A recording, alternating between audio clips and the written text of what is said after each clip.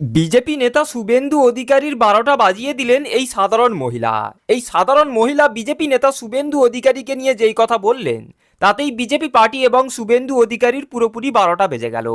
কারণ বিজেপি নেতা শুভেন্দু অধিকারী হাওড়ার ভাগাড়ে গিয়েছিল রাজনীতি করার জন্য, কিন্তু এই সাধারণ মহিলা বিজেপি পার্টি এবং শুভেন্দু অধিকারীর বিরুদ্ধে যেই ঘোষণা করেছে, তাতে শুভেন্দু অধিকারী এবং বিজেপি পার্টি এখন কঠিন বিপদে পড়ে গেল। তো চলুন এই ভিডিওটি ধৈর্য ধরে শেষ পর্যন্ত দেখুন। প্রথমে দেখুন বিজেপি নেতা শুভেন্দু অধিকারী ভাগাড়ে গিয়ে কিভাবে রাজনীতি করছে এবং কি কি বলছে, এবং শেষে দেখুন এই বিজেপি নেতা শুভেন্দু অধিকারীর বিরুদ্ধে এই সাধারণ মহিলা কি বলল, তাতে বিজেপি পার্টি এবং শুভেন্দু অধিকারী এখন কত বড় বিপদে পড়ে গেল। গাছিয়া ভাগাড়ে যে ধস নেমেছিল, সেই ধস নেমে শুধু পাইপলাইন ফেটে গিয়েছিল তাই নয়, এখানকার বাড়ি ঘরেও ফাটল ধরেছে।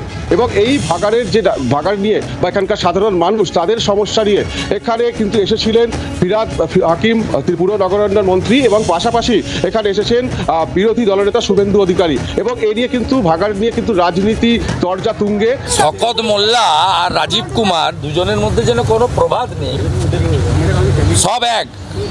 শাহজাহানও যা, প্রবীণ ত্রিপাঠীও তা, শকত মোল্লা যা, রাজীব কুমারও তা। গোলাম মুর্তাজা ওই কাজটা করেছেন। গোলাম মুর্তজা বলে একজন এসআই এই কাজটা করেছেন সকলের সামনে।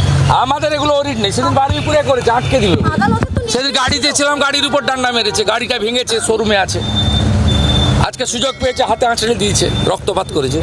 সেই ঘরগুলো একেবারে ভেঙে গিয়েছে, তারা আসবাবপত্র তারা কোনোভাবেই বের করতে পারছেন না।